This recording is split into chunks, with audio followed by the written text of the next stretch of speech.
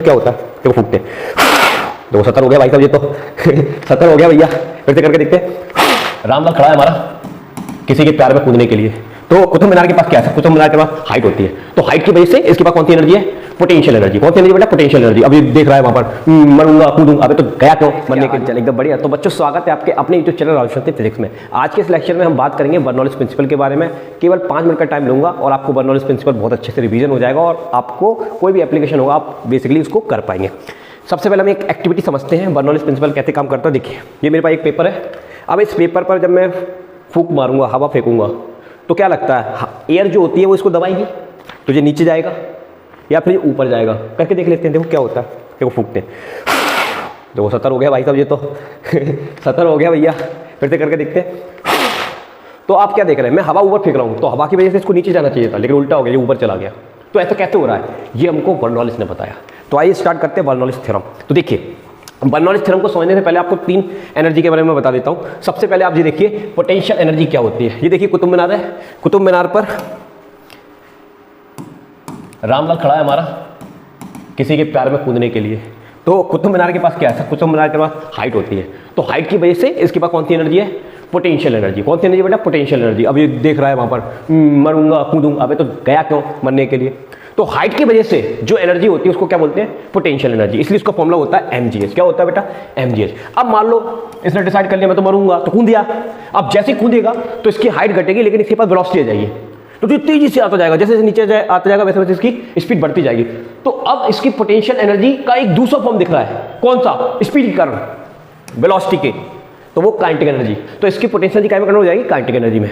लेकिन हर जगह हम टोटल करेंगे potential plus kinetic, potential plus kinetic, तो वो आपको क्या बताएगा? मैकेनिकल एनर्जी कंजर्व है। ठीक है, तो ये 2 बात समझ में आई। हाइट के कारण कौन सी एनर्जी है? पोटेंशियल। वेलोसिटी के कारण कौन सी एनर्जी है? काइनेटिक। अब देखिए, अब जो हमारा फ्लूइड होता है उसके बाद 3 तरह की एनर्जी होती है। कितने तरह की एनर्जी होती है? 3। फर्स्ट एनर्जी होती है आपके पास प्रेशर एनर्जी। प्रेशर होता है फ्लूइड के पास। तो प्रेशर एनर्जी को हम कैसे मेजर करेंगे बेटा? तो जो लिक्विड फ्लो होता है उस पर हम फोर्स लगाएंगे और उसको डिस्प्लेस करेंगे। फोर्स इनटू डिस्प्लेसमेंट क्या होता है? Work done. और वर्क डन से सारी एनर्जी बनती है। तो प्रेशर एनर्जी को निकालने के लिए हम फॉर्मूला लगाएंगे energy equal to work done on a fluid. Work का फॉर्मूला होता है फोर्स इनटू डिस्प्लेसमेंट। फोर्स का फॉर्मूला होता है प्रेशर इनटू एरिया। अरे प्रेशर का फॉर्मूला पता है ना, फोर्स अपॉन एरिया। तो ए का मल्टीप्लाई कर दोगे तो फोर्स का क्या आ जाएगा? Pressure into area. ठीक है, और डिस्प्लेसमेंट तो है ही। प्रेशर को हमने लिखा P, एरिया को लिखेंगे हम क्या? A, और डिस्प्लेसमेंट को लिखेंगे जो भी डिस्टेंस वगैरह है उसको हम x या कुछ भी मान लेंगे। अब यहाँ पर एक चीज देखना, प्रेशर के लिए तो मैंने P लिख लिया, प्रेशर के लिए तो मैंने बेटा क्या लिख लिया? यहाँ पर P लिख लिया। अब एरिया मल्टीप्लाई जो डिस्टेंस है, तो ये जो वाटर में पानी क्या बोलते हैं, ट्यूब में जो वाटर फ्लो हो रहा है उस ट्यूब का शेप कैसा होता है? सिलेंड्रिकल होता है। तो सिलेंडर का ये वाला हिस्सा क्या हो गया? एरिया, और ये क्या हो गई? हाइट। तो एरिया मल्टीप्लाई हाइट, सिलेंडर का नीचे का एरिया मल्टीप्लाई हाइट क्या होता है? वॉल्यूम। तो इसलिए एरिया इंटू डिस्प्लेसमेंट को हमने क्या लिख दिया है? V। तो आपके पास प्रेशर एनर्जी कितनी आ जाएगी? PV। तो प्रेशर एनर्जी का फॉर्मूला क्या आ गया? PV। P प्रेशर हो गया, V क्या हो गया? वॉल्यूम हो गया। अब यदि हम प्रेशर एनर्जी पर यूनिट वॉल्यूम निकालते हैं तो V का डिवाइड कर देंगे, तो आपको क्या मिल जाएगी? P मिल जाएगी।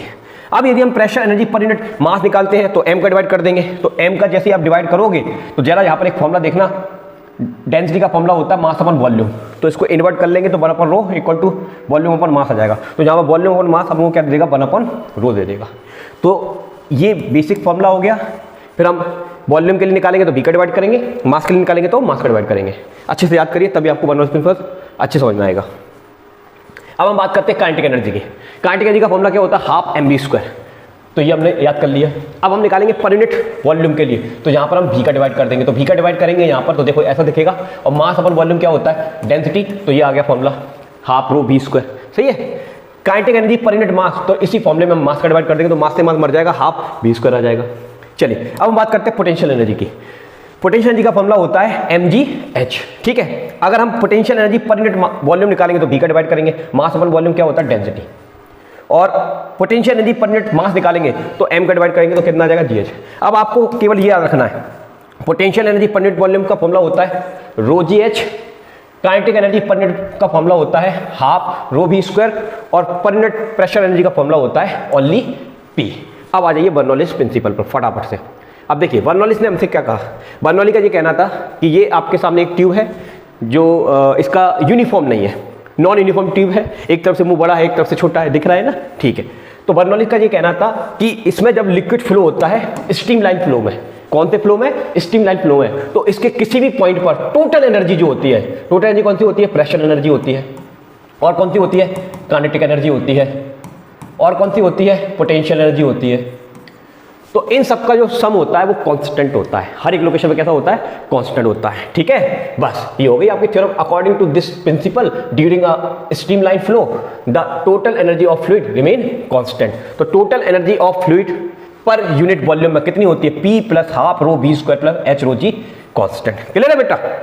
चलो, अगर इसका प्रूफ पूछा है तो प्रूफ करने में कोई दिक्कत वाली बात नहीं है, 2 मिनट में प्रूफ हो जाएगा। देखिए एक लाइन लिखेंगे प्रूफ में, during a flow work is done by pressure to create velocity and height. जब भी हम प्रेशर लगाते हैं वाटर में तो उसके पास वेलोसिटी आती है, तो वेलोसिटी कारण पोटेंशियल एनर्जी है, सॉरी काइनेटिक एनर्जी है, और पानी ऊपर जाता है तो हाइट कारण कौन सी एनर्जी है? पोटेंशियल एनर्जी है।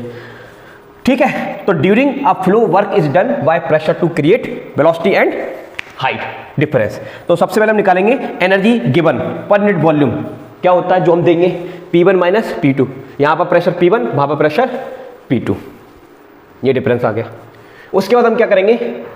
वाटर जो है वो नीचे से ऊपर जा रहा है, तो ऊपर का जो आप देखेंगे यहां पर जो साइज है, जो मुंह है इसका, वो नैरो है, और यहां पर वाइडर है, यहां बड़ा है, वहां पर छोटा है। तो छोटे एरिया में वेलोसिटी ज्यादा होती है, तो जाहिर सी बात है वहां पर वेलोसिटी ज्यादा होगी, नीचे वेलोसिटी कम होगी, तो वेलोसिटी का डिफरेंस हम निकाल लेंगे। वही वाला फॉर्मूला यूज करेंगे, हाफ रो V स्क्वायर। अब हम निकालेंगे चेंज इन पोटेंशियल एनर्जी। नीचे हाइट H1 थी, ऊपर गया है पानी H2 हाइट पर, तो एनर्जी में डिफरेंस H2 रो G H1 रो G। बस अब क्या लिखना है? एनर्जी गिवन, प्रेशर दिया, प्रेशर एनर्जी दी थी जिसकी वजह से वेलोसिटी आई और हाइट में चेंज हुआ, तो given energy equal to energy taken. तो गिवन एनर्जी अपनी ये थी और एनर्जी टेकन काइनेटिक और पोटेंशियल ये थी। अब 1-1 वाले एक साइड, 2-2 वाले एक साइड, ये आपका प्रूफ हो गया। ठीक है भैया?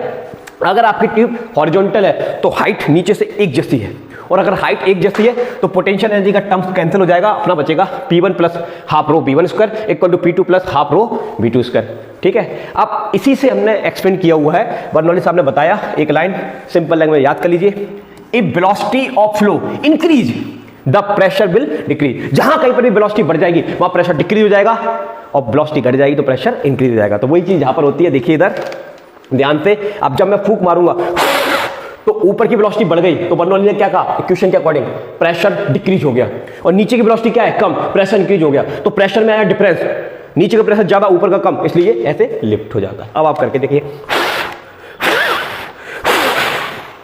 तो इस तरह से बर्नौलीज थ्योरम हमारी डे टू लाइफ में बहुत जगह लगता रहता है। जब ट्रेन जाती है तो आपने देखा होगा छोटे छोटे पार्टिकल्स जो होते हैं, एयर के जो भी पार्टिकल्स होते हैं, डस्ट पार्टिकल होते हैं, वो ट्रेन के साथ भागना स्टार्ट कर देते हैं। क्लियर है? इसके एप्लीकेशन मैं नेक्स्ट वीडियो में एक्सप्लेन करूंगा। यदि वीडियो पसंद आए तो वीडियो को लाइक करके सब्सक्राइब कर लेना।